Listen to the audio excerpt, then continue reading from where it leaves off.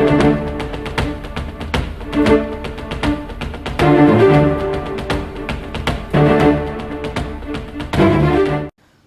The lord.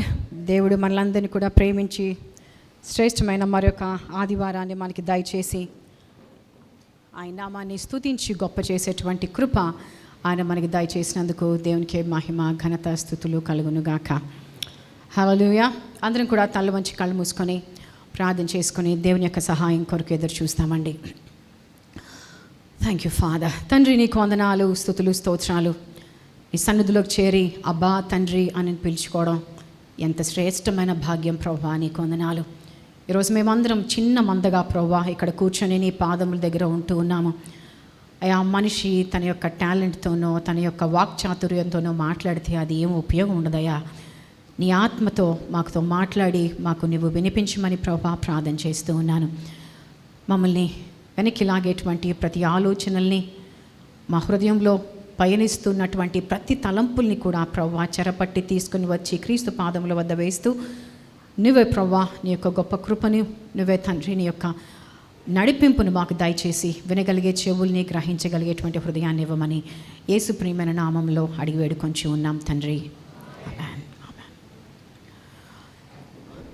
మనకి గుర్తున్నట్లయితే 2 వారాల క్రితము మనం ఇశ్రాయేలుల యొక్క వాగ్దాన దేశ ప్రయాణం గురించినటువంటి చాప్టర్ని మనం ధ్యానిస్తూ ఉండడాన్ని ప్రారంభించాము. సంఖ్యాకాండం 33వ అధ్యాయాన్ని మనం చూడటం ప్రారంభించామండి. ఇశ్రాయేలు మొట్టమొదట వాళ్ళ మజిలీ ఎక్కడ ప్రారంభమైందండి? ఏ ఊర్లో ప్రారంభమైందండి? రామెసేసు అనేటువంటి ఊర్లో నుండి వాళ్ళు ప్రయాణం అయ్యి బయటకు వచ్చారు అని మనం చూస్తూ ఉన్నాము. రామెసేసులో వాళ్ళు ఉన్నప్పుడు వారు బానిసత్వం కింద ఉన్నారు, వారి దాసత్వం కింద ఉన్నారు. 430 సంవత్సరాలు వారు ఐగుప్తీయుల యొక్క కాళ్ళ కింద వాళ్ళు చిత్తగొట్టబడ్డారు. అప్పుడు పరిస్థితుల్లో నుండి దేవుని యొక్క వాక్యంలో రాయబడి ఉంది, ఐగుప్తీయులు వారి మృతులను పాతిపెట్టుకొనుచుండగా వారి కందుల ఎదుట ఆయన మిమ్మల్ని జయోత్సవంతో బయటకు తీసుకొచ్చాడు అని రాయబడి ఉంటున్నది. మనం చూసాం ప్రియమైన వారలారా, God is a God who brings triumph over our bondages. మన యొక్క ప్రతి బలహీనతల మీద మనకి విజయాన్ని ఇచ్చేటువంటి దేవుడు అనేటువంటి విషయాన్ని మనం అక్కడ చూస్తూ ఉండడాన్ని మనం గమనిస్తూ ఉన్నాం ప్రియమైన వారలారా. అక్కడి నుండి మనం బయలుదేరి చూసినట్లయితే వాళ్ళు సుక్కోతుకు వచ్చారు అనేటువంటి విషయాన్ని చూసాము. సుక్కోతు అనే మాటకి అర్థము పాకలు అని చూసాము. ఆయన మన యొక్క ప్రతి హడావుడి పరిస్థితుల్లో, ప్రతి అలజడిలో, ఆందోళనలో ఆయన తన యొక్క ఆశ్రయాన్ని మనకిస్తాడు, మన ప్రాణానికి సేద తీరుస్తాడు అనేటువంటి విషయాన్ని మనం చూసాము. వాళ్ళు కంగారుగా అక్కడికి వచ్చారు. దేవుడు తన యొక్క రిఫ్రెషింగ్ స్పిరిట్స్ని వాళ్ళకి దయచేశారు. He is the true shelter and the promise keeping God. అక్కడి నుండి వాళ్ళు సుక్కోతు నుండి బయలుదేరి ఏతాముకు వచ్చారు. ఏతాము దగ్గర పచ్చనితనమంతా అయిపోయింది, అరణ్యం మొదలైంది. వాళ్ళు తెచ్చుకున్నవన్నీ అయిపోయాయి. రేపటి నుండి ఏం తినాలా అనే దాని గురించి దేవుని మీద ఆధారపడాల్సినటువంటి పరిస్థితి.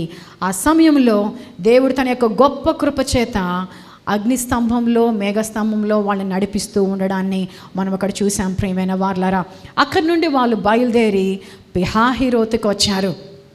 పిహాహిరోతు అంటే భయానికి సాదృశ్యంగా ఉండడాన్ని మనం అక్కడ చూసాము. ఫరో అనుకున్నాడు వీరు ఇరుకున పడ్డారు, అరణ్యంలో చిక్కుకుపోయారు అని అనుకున్నాడు. ఒక పక్క పర్వతాలు, ఒక పక్కన సముద్రం, వెనకాల నుండేమో ఆయన తరుముకుంటా వస్తూ ఉన్నాడు. కానీ దేవుడు ప్రతి భయాన్ని తన యొక్క బలానికి సాదృశ్యంగా చేసుకుంటూ ముందు తీసుకెళ్ళడాన్ని మనం చూసాము. Pihahiroth from the panic where they could see the power of God in their life. నేను వాళ్ళు నడిచేటప్పుడు ఎప్పుడు అనుకుంటూ ఉంటాను, పిల్లలు బహుశా షార్క్ని చూసి హే హలో షార్క్ అని ఏమన్నా అనుకున్నారేమో వాళ్ళు ఆ యొక్క సముద్రంలో గుండా నడుస్తూ వెళ్ళినప్పుడు అని అనుకుంటూ ఉంటాను.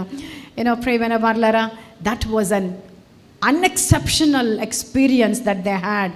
No one could can ever have అటువంటి శ్రేష్టమైనటువంటి అనుభవం గుండా దేవుడు వాళ్ళని తీసుకెళ్ళాడు.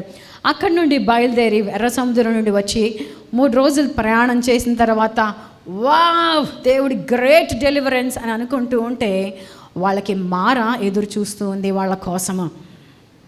మారా దగ్గరికి వచ్చినప్పుడు నీళ్ళన్నీ కూడా చాలా చేదుగా ఉన్నాయి. అందరూ కూడా సణిగారు. కానీ మోషే అనేటువంటి వ్యక్తి మాత్రం ప్రార్థన చేశాడు. సణగడం అనేది మారాని మారాలనే మిగులుస్తుంది.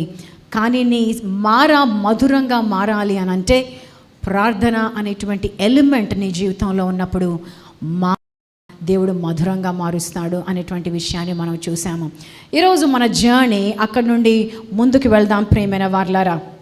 ఇశ్రాయేలీలు మారా దగ్గర నుండి బయలుదేరి ఎక్కడికి చేరుకున్నారు అంటే ఏలీము అనేటువంటి ప్రదేశానికి చేరుకున్నారు. సంఖ్యాకాండం 33వ అధ్యాయము 8 నుండి 10 వచనాలని చదువుకుందాము. సంఖ్యాకాండం 33వ అధ్యాయము 8 నుండి 10 వచనాలు. ప్రియమైన వారలారా, ఎన్నో ఆలోచనలు ఉండొచ్చు. రేపు ఏం చేయాలి అని ఉండొచ్చు, ఇంటికి వెళ్ళాక ఏం వండాలి అని ఉండొచ్చు. ఏది ఏమైనా today decide that you will listen to the word of God. Amen. Unless you make it a decision, you cannot listen to the word of God. నువ్వు నిర్ణయం చేసుకోలేకపోతే ఇక్కడికి వచ్చి కూడా దేవుని యొక్క మాటల్ని వినకుండా మనం వెళ్ళిపోయే వాళ్ళంగా ఉంటాము. వాళ్ళు ఏలిమికి వచ్చారు అనేటువంటి విషయాన్ని మనం చూస్తూ ఉన్నాము. పీహా హీరోతులో నుండి బయలుదేరి సముద్రము మధ్య నుండి అరణ్యములోనికి చేరి ఏతాము అరణ్యమందు 3 దినముల ప్రయాణము చేసి మారాలో దిగిరి. మారాలో నుండి బయలుదేరి ఏలిముకు వచ్చిరి. ఏలిములో 12 నీటి బుగ్గలను 70 ఈత చెట్లను ఉండెను. వాళ్ళు మారా దగ్గర నుండి బయలుదేరి ఏలీము అనేటువంటి ప్రదేశానికి వచ్చారు అనేటువంటి విషయాన్ని మనం ఇక్కడ చూస్తూ ఉన్నాం ప్రియమైన వారలారా. ఏలీము అనే ప్రదేశంలో ఏమున్నాయి అని అంటే 12 నీటి బుగ్గలు 70 ఈత చెట్లు ఉన్నాయి అనేటువంటి విషయాన్ని ఇక్కడ రాయబడి ఉండడాన్ని మనం చూస్తూ ఉన్నాము. ఎందుకు రాశారో తెలుసా? వాళ్ళు అరణ్యంలో ప్రయాణం చేస్తూ ఉన్నారు. చుట్టూ ఎక్కడ చూసినా అరణ్యం ఉంటుంది. ఒక ఎడారిలో ఒక్క వయాసీసు కనిపించడమే చాలా ఎక్కువ. ఒక్క వయాసీసు కనిపిస్తేనే ప్రాణం లేచుకొని వస్తుంది ప్రియమైన వారలారా. అలాంటి ప్రదేశంలో దేవుడు వాళ్ళని ఎక్కడికి నడిపించారంటే చూడండి, ఇటు పక్కంతా కూడా చాలా చుట్టుపక్కలంతా కూడా అంత అరణ్యం కనిపిస్తూ ఉంది. ఈ ఒక్క ప్లేస్లో మాత్రమే దేవుడు వాళ్ళ కొరకు నీళ్లను పెట్టి ఉంటూ ఉన్నాడు. ఎన్ని పెట్టారు? ఒక్క వయాసిస్ ఉందా ప్రియమైన వారలారా? ఒక్క నీటి బుగ్గ అని రాయబడి ఉందా? కాదంట, 12 నీటి బుగ్గలు ఉన్నాయంట. హల్లెలూయా. మన జీవితంలో మన ఎడారి లాంటి పరిస్థితుల్లో ఉన్నప్పుడు, మన యొక్క లేమిలో ఉన్నప్పుడు, మన యొక్క నిస్సహాయ పరిస్థితుల్లో ఉన్నప్పుడు ఆయన మనల్ని సమృద్ధిలోనికి నడిపించేటువంటి దేవుడు అనే దానికి నిదర్శనం ప్రియమైన వారలారా. When it is very difficult even to imagine that they can find one oasis, వాళ్ళకి ఒక్క వయాసీసు కనిపిస్తుంది అనేది ఊహించుకోవడమే వాళ్ళకి చాలా కష్టంగా ఉన్నప్పుడు దేవుడు వాళ్ళకి 12 నీటి బుగ్గల్ని అక్కడ పెట్టాడు అనేటువంటి విషయాన్ని చూస్తూ ఉన్నాము. హల్లెలూయా.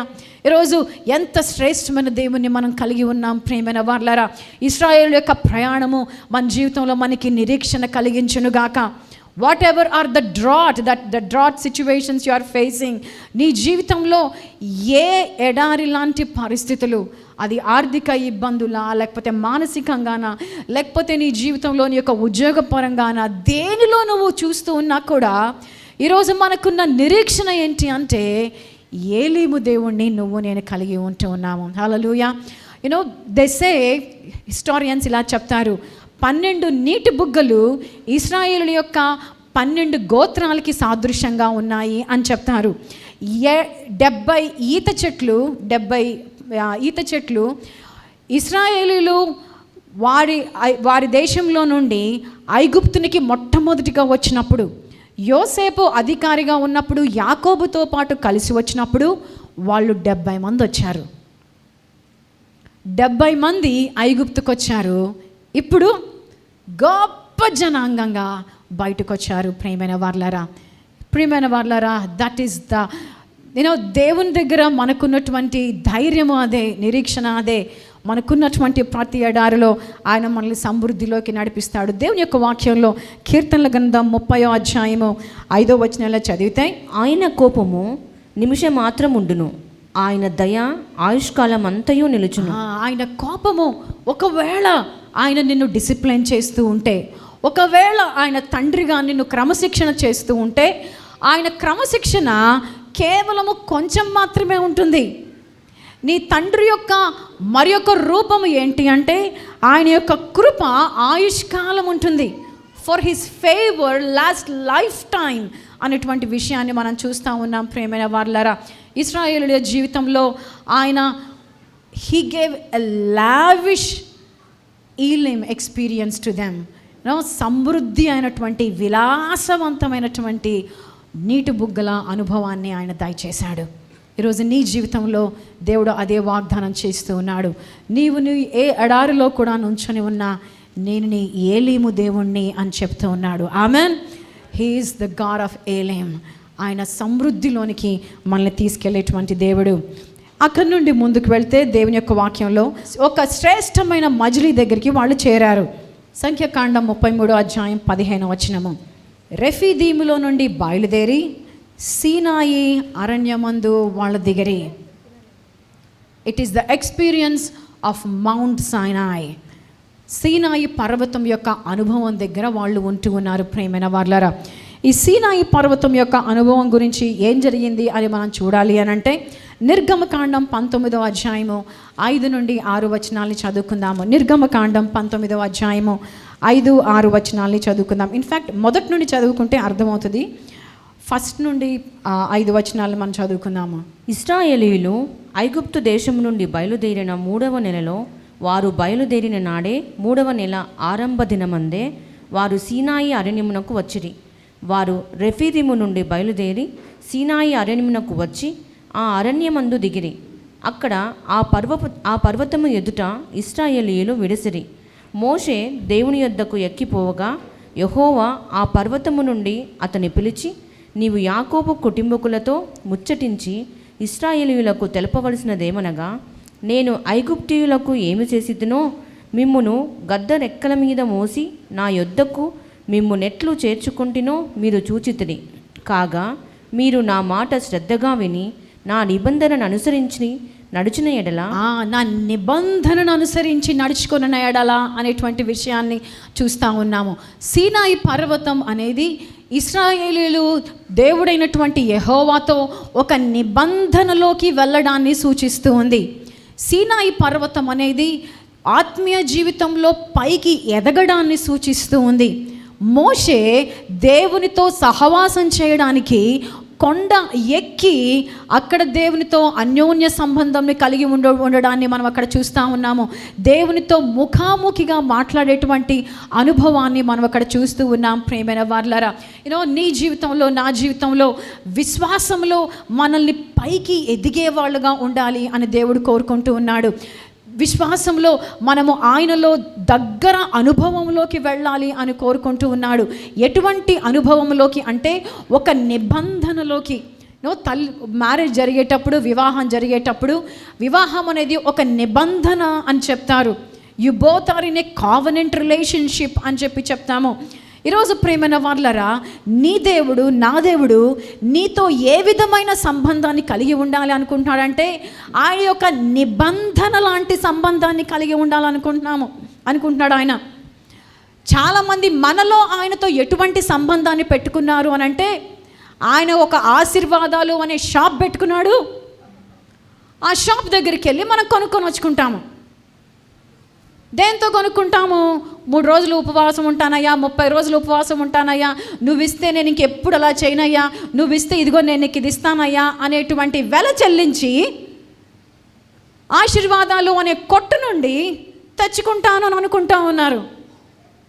నో ప్రియమైన వారలారా, నీ దేవుడు నీతో ఎటువంటి సంబంధాన్ని కలిగి ఉండాలి అని అనుకుంటున్నాడంటే నాతో ఉండే అనుభవము, ఆయనతో నడిచే అనుభవము, ఆయన్ని వెన్నంటుకొని ఉండేటువంటి అనుభవము.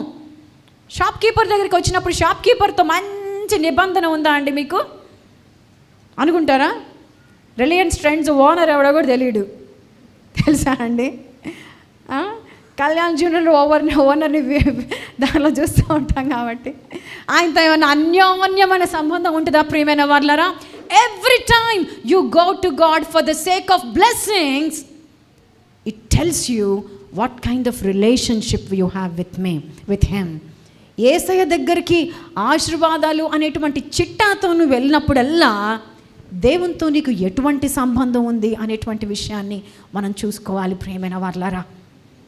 ఈరోజు నిబంధనలో ఉండాలి అని చెప్తూ చదవండి నాకు కంటిన్యూషన్. ఇంకా దేవుడు వాళ్ళంటే తనకి ఎటువంటి ఉద్దేశం కలిగి ఉన్నాడు అనేటువంటి విషయాన్ని చెప్తున్నాడు. కాగా మీరు నా మాట శ్రద్ధగా విని నా నిబంధనను అనుసరించి నడిచిన ఎడల మీరు సమస్త దేశ జనులలో నాకు స్వకీయ సంపాద్యమగుదురు. సమస్త భూమియు నాదే కదా. మీరు నాకు థ్యాంక్ యూ అక్క, మీరు నాకు స్వకీయమైన సంపాద్యంగా ఉంటారు. యూనో నా ఓన్ పీపుల్గా ఉంటారు. You are my treasured possession. అయ్యా మీరు నాకు విలువైన సొత్తయ్యా అని దేవుడు చెప్తూ ఉంటే మనము ఆ సంబంధంలో ఉండడానికి మనం ఇష్టం లేకుండా తిరుగుతూ ఉన్నాం ప్రేమైన వార్లరా. ఈరోజు సీనాయి పర్వత అనుభవం అనేది నీ జీవితంలో లేకపోతే ఆయనతో నిబంధనలోకి వెళ్ళలేవు ప్రేమైన దేవుని బిడ్డ. ఆయన యొక్క స్వకీయ సంపాద్యంగాను ఉండలేవు. ఒక పక్కన మోషే పైకెక్కి దేవునితో నిబంధన గురించి మాట్లాడుతూ ఉంటే ఇంకో రకమైన జనాంగం ఉన్నారు, ఆ యొక్క పర్వతం కింద ఉన్నారు. పర్వతం కింద ఏం చేస్తున్నారు అంటే వాళ్ళు దేవునికి అయిష్టమైనటువంటి వ్యతిరేకమైనటువంటి పాపంలో మునిగిపోయి ఉంటూ ఉన్నారు.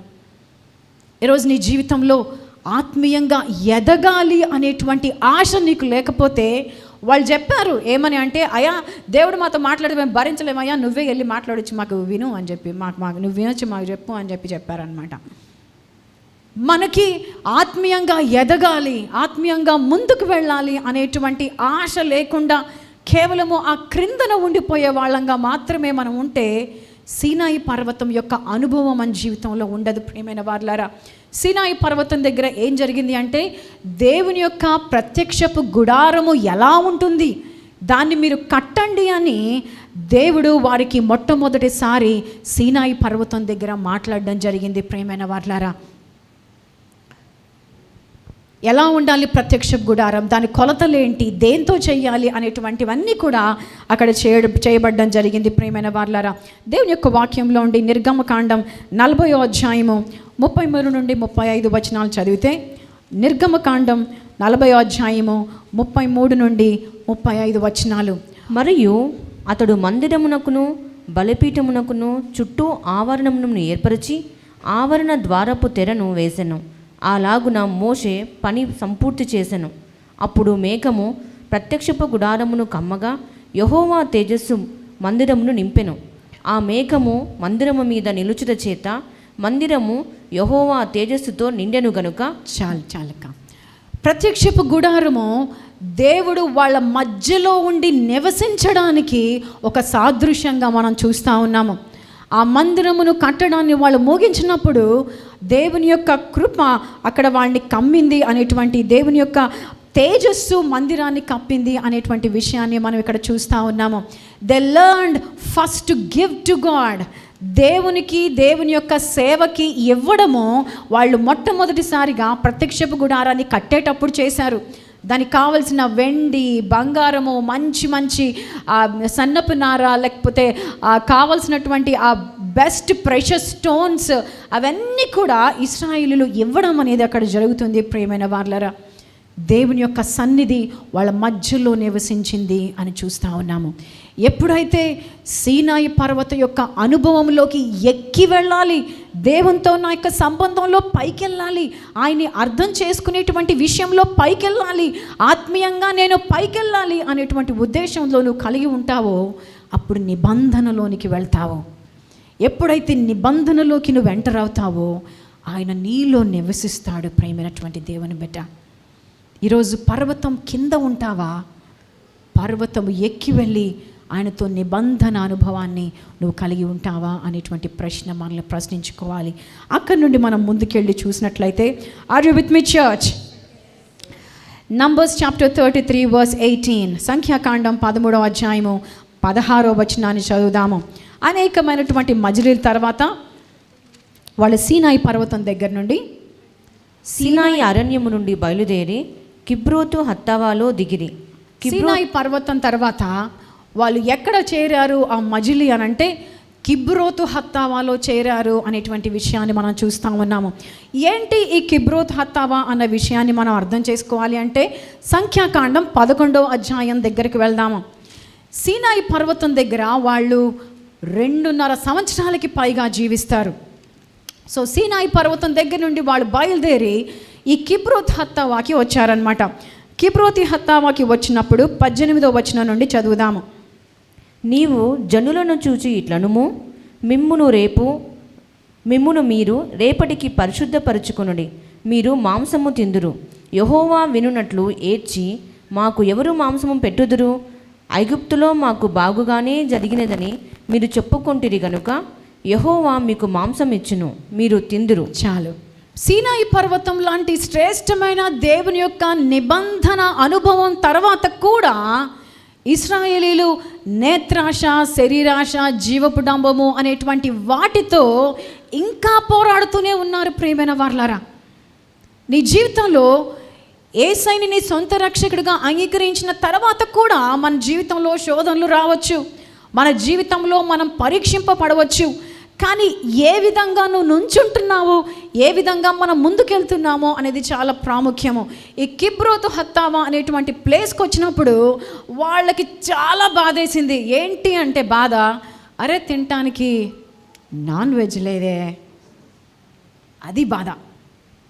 ఎంత పెద్ద కష్టం వచ్చింది అని అంటే దేవుడు ఒళ్ళు వంచాల్సిన అవసరం లేకుండా కష్టపడి ఉల్లిపాయలు కట్ చేసి కళ్ళు నుండి నీళ్లు తెచ్చుకోవాల్సిన అవసరం లేకుండా, ఉప్పు సరిపోయిందా, కారం సరిపోయిందా, పులుపు సరిపోయిందా అని టెన్షన్ పడుతూ చూడాల్సిన అవసరం లేకుండా, పొద్దున లేస్తే హ్యాపీగా మార్నింగ్ వాక్ వెళ్ళినట్టు ఒక మంచి బాస్కెట్ పట్టుకొని వెళ్ళి కోసి తెచ్చుకోవడమే, అంతే.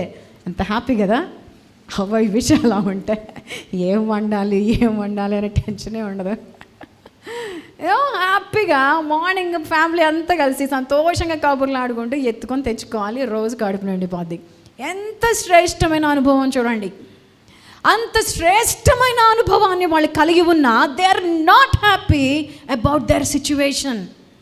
వాళ్ళకున్న పరిస్థితి గురించి వాళ్ళకి సంతోషం లేదు, తృప్తి లేదు, సమాధానం లేదు, అసహనం ఉన్నింది వాళ్ళల్లో. అరే చికెన్ బిర్యానీలో ఉల్లిపాయలు నంచుకొని తింటా ఉంటే ఎంత బాగుండేది, గోంగూర మటన్ ఆ టేస్టే వేరు, ఎంత బాగుండేది. అసలు మటన్ బిర్యానీ వాసనే అదిరిపోయేది. ఇప్పుడు అసలు ఎక్కడుంది, చూపు మెరలో కూడా కనిపించట్లేదు. అర్రే ఫిష్ అపోలో నోట్లో వేసుకుంటే కరిగిపోయేది, ఏందబ్బా దొరకట్లేదు అని అనుకుంటా ఉన్నారు వాళ్ళు. దేవుడిచ్చిన శ్రేష్టమైనటువంటి మన్నాని కాదన్నారు. ఈరోజు నీ జీవితంలో దేవుడిచ్చిన శ్రేష్టమైన ప్రొవిజన్స్, దేవుడు నీ జీవితంలో ఇచ్చిన శ్రేష్టమైనటువంటి పరిస్థితులు నీకు సంతృప్తిగా లేవా ప్రియమైనటువంటి దేవుని బిడ్డ? చికెన్ బిర్యానీ మీద రకరకాల గార్నిషింగ్ ఉంటుంది కాబట్టి అందంగా కనిపిస్తుంది. ఈ మన్నా ఎటువంటిదంట, కొత్తిమీర గింజల్లాగా తెల్లగా కనిపిస్తుంది అంట. అందుకని కళ్ళకు కనిపించలేదన్నమాట వాళ్ళకి. వాళ్ళ కళ్ళకి ఇది పెద్దగా కనిపించలేదు. వాళ్ళ కళ్ళకి మంచి గిన్నెలో ఇలా ఒక లెగ్ పీస్ పెట్టుకొని మంచిగా గార్నిష్ చేసి వస్తే అది బాబు తిండి అని అనుకున్నారు.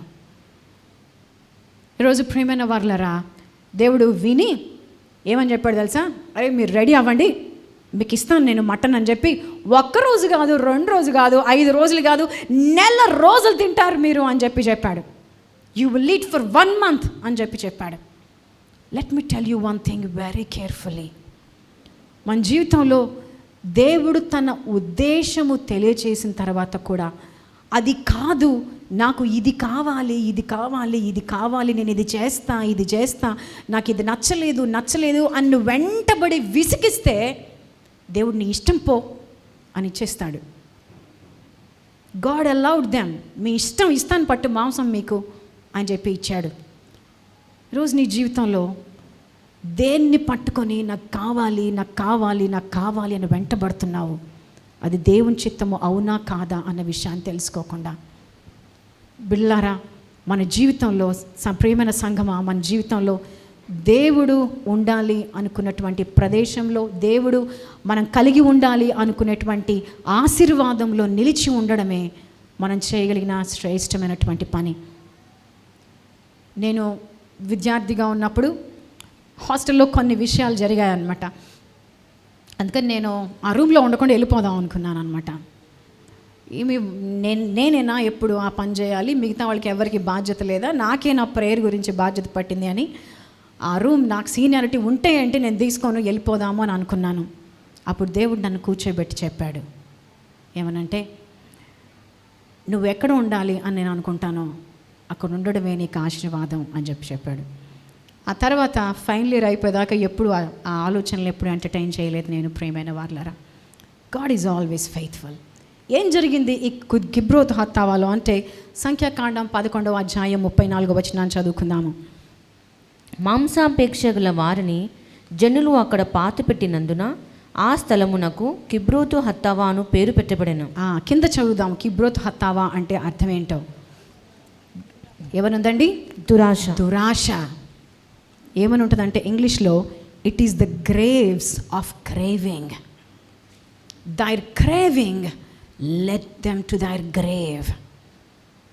వాళ్ళ యొక్క ఆశబోతుతనం, వాళ్ళు దేవుడిచ్చిన దాంతో తృప్తి లేనటువంటి, నేను అనుకున్నదే నాకు శ్రేష్టమైంది అనుకున్నటువంటి తనము వాళ్ళని వాళ్ళ యొక్క సమాధిలోనికి నడిపించింది అనేటువంటి విషయాన్ని మనం చూస్తూ ఉన్నాము. Dear children of God, this is a very important lesson that will learn at Kibroth హిత్తావా.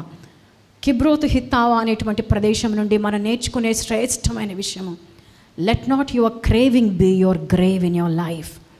నీ జీవితంలో నాకు కావాలి కావాలి, ఇవ్వు ఇవ్వు ఇవ్వు ఇవ్వు ఇవ్వు అని అడిగేది బహుశా నీ జీవితంలో నీ యొక్క సమాధి ఏమో మనకు తెలియదు. Their craving has become their grave. ఈరోజు దేవుని యొక్క సన్నిధిలో మనం పరిశీలించుకుంటూ, ప్రభా నీ యొక్క చిత్తాన్ని నా జీవితంలో, నువ్వు నా చేతిలో ఇచ్చింది నా జీవితంలో సంతోషంగా ఆనందించడానికి సహాయం చేయి అని మనం ప్రార్థన చేస్తామండి. అక్కడి నుండి ముందుకు వెళ్దాము. అక్కడి నుండి ముందుకు వెళ్తే 33వ అధ్యాయము 36వ వచనంలో ఈ విధంగా రాయబడి ఉంటుంది. ఎసోన్ గెబెరులో నుండి బయలుదేరి కాదేశు అనబడిన సీను అరణ్యములో దిగిరి. కాదేశు అనేటువంటి ప్రదేశానికి వచ్చారు. ఈ కాదేశు అనేది కూడా ఇశ్రాయేలుల మజిలీలో ఒక ప్రాముఖ్యమైనటువంటి మజిలీ. ఏం జరిగింది ఈ కాదేశులో అని అర్థం చేసుకోవాలి అంటే సంఖ్యాకాండం 32వ అధ్యాయము 8-9 వచనాలు చదువుకుందాము. సంఖ్యాకాండం 32వ అధ్యాయము 8-9 వచనాలు. ఆ దేశమును చూచుటకు కాదేశు బర్నేయలో నుండి మీ తండ్రులను నేను పంపినప్పుడు వారును అలాగూ చేసిరి కదా. వారు ఎష్కోలు లోయలోనికి వెళ్ళి ఆ దేశమును చూచి ఇశ్రాయేలీయుల హృదయమును అధైర్యపరచిరి కనుక యెహోవా తమకిచ్చిన దేశమునకు వారు వెళ్ళకపోయిరి. కాదేశు అనేటువంటి ప్రదేశంలో నుండి వేగు చూడడానికి పంపించాడు మోషే. అప్పుడు ఆ వేగు చూసి వచ్చినటువంటి వాళ్ళు చాలా శ్రేష్టమైన విషయాల్ని చూసినా కూడా వాళ్ళ కళ్ళకి కనిపించింది మాత్రము కేవలము అక్కడ ఉన్నటువంటి నెఫీలియులు మాత్రమే. వాళ్ళ యొక్క ఫిజికల్ అపీరెన్స్ మాత్రమే గుర్తుంది వాళ్ళకి. వాళ్ళు చూసిన ఏ శ్రేష్టమైనటువంటి విషయాలు గుర్తులేవు. వాళ్ళు వెనక్కొచ్చి భయాన్ని, ఆ ధైర్యాన్ని నింపారు వాళ్ళలో. వాళ్ళు వెనక్కొచ్చి అరే మన వల్ల కాదు, దేవుడు అబద్ధం చెప్పాడు అనేటువంటి నెగటివ్ రిపోర్ట్ చెప్పారు. మోషే మనల్ని మోసం చేస్తున్నాడు అని నెగటివ్ రిపోర్ట్ చెప్పారు. వాళ్ళలో నుండి కోరహు బయలుదేరి మేము మాకు నాయకుడిని ఏర్పరచుకొని వెనక్కి వెళ్ళిపోతాము ఐగుప్తికి అని చెప్పాడు. కాదేశులోనే జరిగింది. దేవుడు ఏమని చెప్పాడు అంటే మీలో ఎవ్వరు కూడా వాగ్దాన దేశంలోకి వెళ్ళరు, నేను సనిగిన వాళ్ళందరినీ నశింపజేసిన తర్వాతే వాగ్దాన దేశంలోకి వెళ్తారు అని చెప్పడం జరిగింది. ప్రియమైన వారలారా, it is not easy to be a servant of God. దేవుని యొక్క సేవకుడిగా ఉండడం అంత ఈజీ కాదండి. If I imagine what Moses would be going through at that time, ఎంత గుండెని చింపిన అనుభవంలో గుండా వెళ్తూ ఉండుంటాడేమో మోషే. అచ్చినో ప్రియమైన వారలారా, కాదేశు లాంటి సణుగేటువంటి వ్యక్తిత్వంలో మనం ఉన్నప్పుడు ప్రామిస్ ల్యాండ్కి వెళ్ళలేము. మారాల్లో సణిగారు, సణిగింది వాళ్ళని తీయదనంలోకి తీసుకెళ్ళలేదు, కానీ మోషే ప్రార్థన వాళ్ళని తీయదనంలోకి తీసుకెళ్ళింది. ప్రియమైన వారలారా, ఈరోజు మన జీవితంలో నువ్వు కాదేశులో జరిగినటువంటి రెబలియస్నెస్ని నీ హృదయంలో కలిగి ఉంటున్నావా? దేవునికి వ్యతిరేకంగా సనగడము, లేకపోతే సంఘంలో, లేకపోతే వేరే దైవజనులకి వ్యతిరేకంగా మాట్లాడడము. When I see some of those videos నాకు చాలా మనసు కష్టం అనిపిస్తుంది. తీర్పు తీర్చేవాడు దేవుడు అండి, మనమెవరం తీర్పు తీర్చడానికి అని అనిపిస్తుంది. దావీదు సౌలు గురించి ఒక్క మాట కూడా నెగిటివ్గా మాట్లాడలా. సౌలు చేసేది మొత్తం రాంగ్ అని తెలిసినా కూడా నెగిటివ్గా మాట్లాడలా. ప్రియమైన వారలారా, దేవుని యొక్క వాక్యంలో అదే ఉంటుంది. మనమే ఒకరినొకళ్ళం కరుచుకుంటే మీరు చివరికి మిగలరు అని దేవుని యొక్క వాక్యంలో ఉంటుంది. ఈరోజు కాదేశం అనుభవం మనకి నేర్పిస్తుంది. Are you standing together are you grumbling in your life? నీ జీవితంలో నీ కుటుంబ యజమాని యొక్క నిర్ణయాన్ని తీసుకున్నప్పుడు కలిసి ఉంటున్నావా, సణుగుతున్నావా? ఈరోజు మన జీవితంలో ముందుకు వెళ్ళడానికి దేవుడు సహాయం చేయను కాక. వాళ్ళు భయాన్ని నమ్మారు కానీ విశ్వాసాన్ని నమ్మలేదు.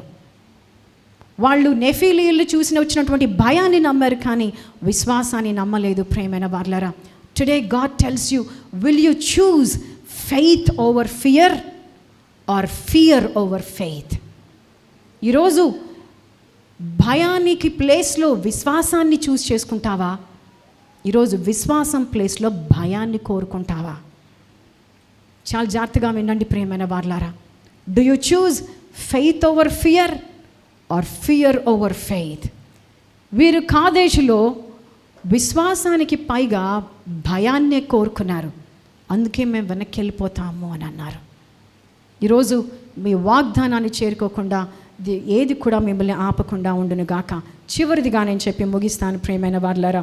సంఖ్యాకాండం 33వ అధ్యాయము 37-38 వచనాలు చదువుకుందాము. కాదేశులో నుండి బయలుదేరి ఏదోము దేశము కడనున్న హోరు కొండ దగ్గర దిగిరి. యెహోవా సెలవిచ్చిన ప్రకారము యాజకుడైన అహరోను హోరు కొండనెక్కి ఇశ్రాయేలీయులు ఐగుప్తు దేశంలో నుండి బయలుదేరి వచ్చిన 40వ సంవత్సరమున 5వ నెల మొదటి దినమున అక్కడ మృతి నొందెను. ఇక్కడ మనం చూసినటువంటి ఇంకొక మజిలి హోరు అనేటువంటి పర్వతము. హోరు అనేటువంటి పర్వతము ఒంటరితనాన్ని సూచిస్తుంది. హోరు అనేటువంటి పర్వతము ఆ యొక్క ఎడబాటుని సూచిస్తుంది. ప్రియమైన వారలారా, దేవుడు మండుచున్నటువంటి పొదలో నుండి మోషేతో మాట్లాడిన తర్వాత మోషేకి భయం వేసింది. అయా, నేను ఎట్లా వెళ్ళగలను అని అనుకున్నాడు. అప్పుడు దేవుడు మోషేకి అహరోన్ని జతపరిచాడు.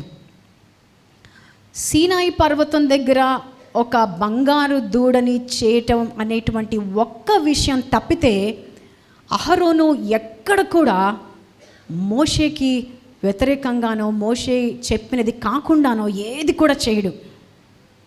మాంసం లేదని అడిగారా, ఇద్దరు కలిసి వెళ్ళి ప్రార్థన చేశారు.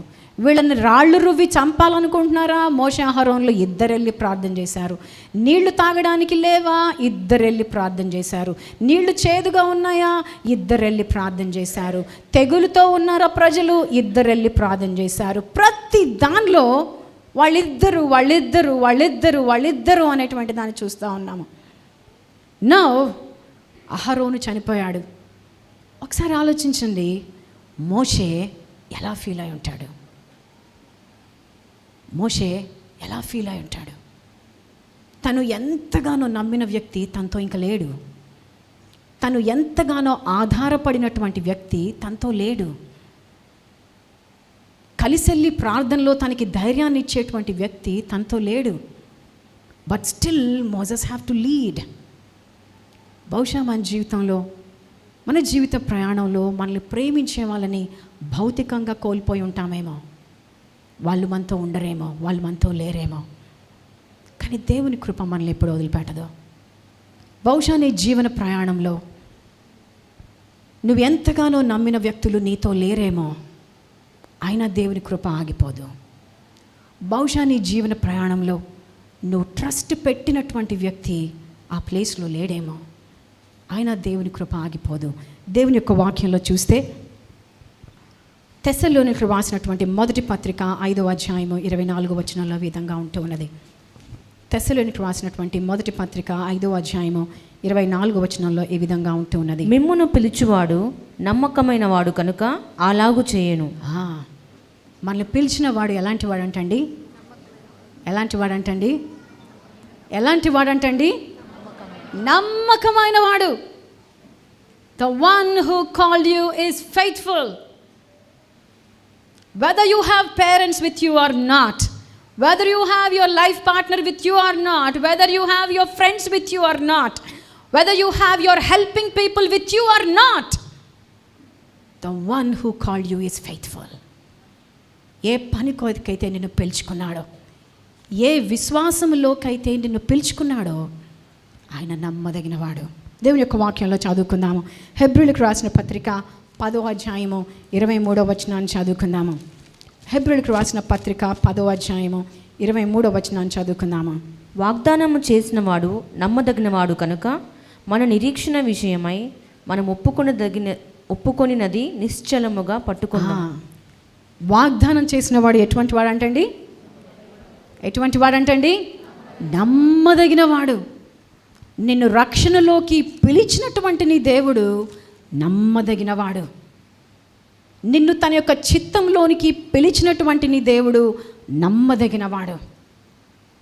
నీకు వాగ్దానం చేసినటువంటి నీ దేవుడు నమ్మదగినవాడు.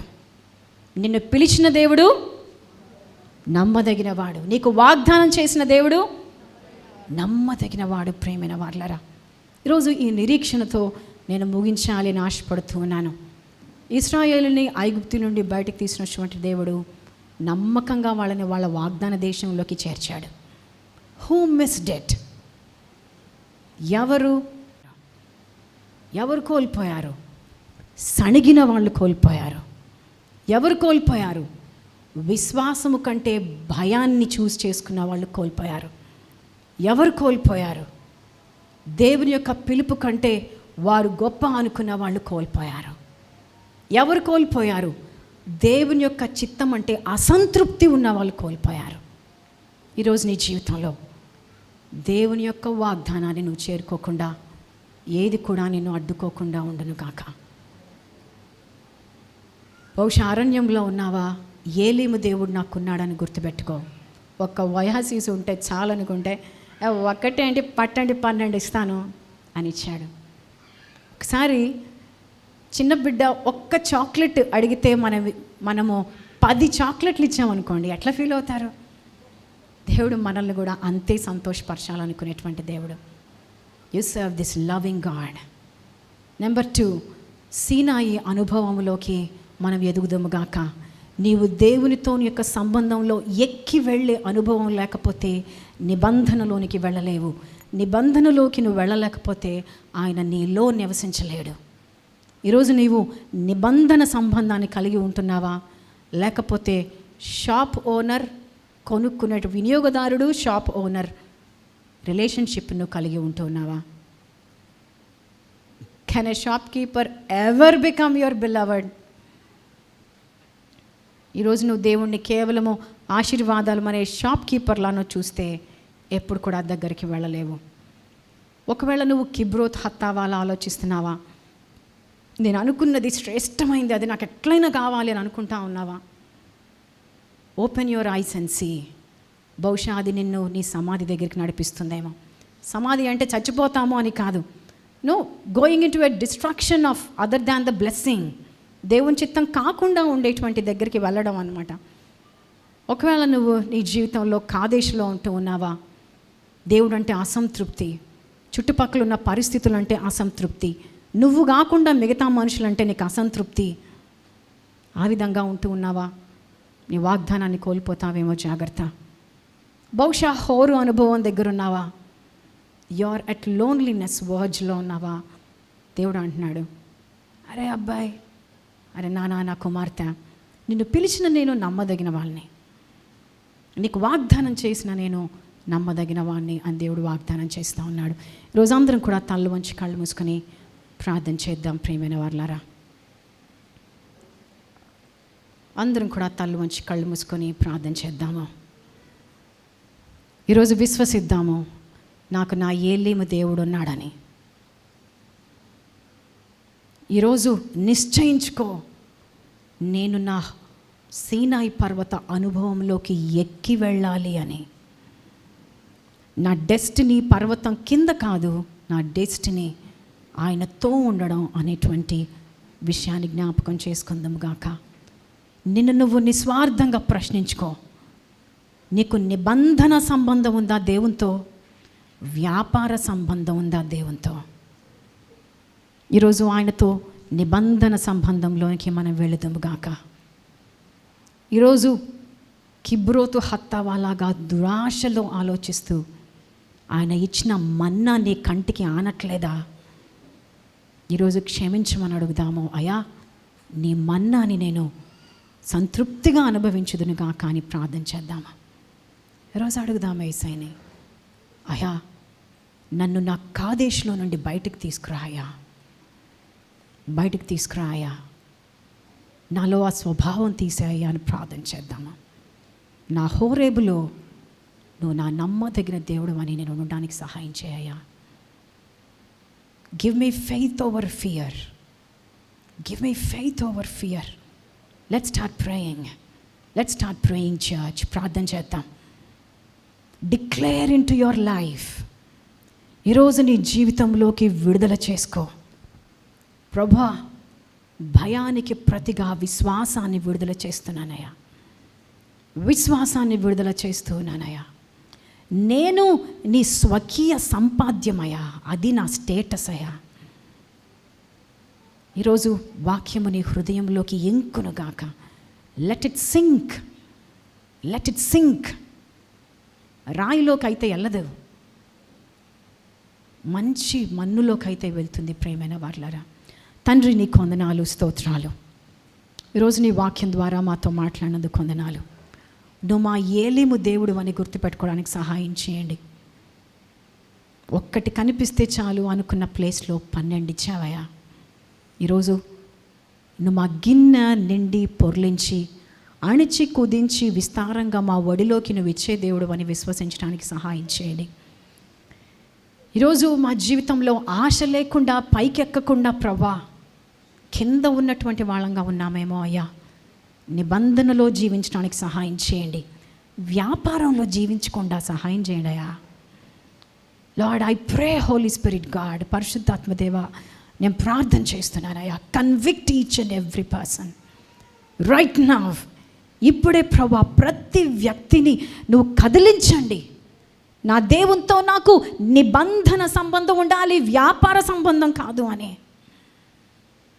వ్యాపార సంబంధం నుండి నిబంధనలోకి వెళ్ళుదురుగా కానీ ప్రభా నేను ప్రార్థన చేస్తూ ఉన్నానయ్యా. దురాశ వలన ప్రభా వారు వాళ్ళ యొక్క సమాధిలోకి వెళ్ళకుండా సహాయం చేయండి. కాదేశులాగా ప్రభా అసహనంగా ఉండి ప్రభా వాగ్దానాన్ని కోల్పోకుండా సహాయం చేయండి. భయాన్ని చూసి విశ్వాసం వదిలేసే వాళ్ళుగా ఉండకుండా సహాయం చేయమని మమ్మల్ని పిలిచిన వాడివి, నమ్మదగిన దేవుడు అని ప్రభా ప్రతిరోజు లేచి ఆ విశ్వాసంతో నింపబడుతూ ముందుకు వెళ్ళాలని యేసు ప్రేమైన నామంలో అడిగి వేడుకొంచి ఉన్నాం తండ్రి.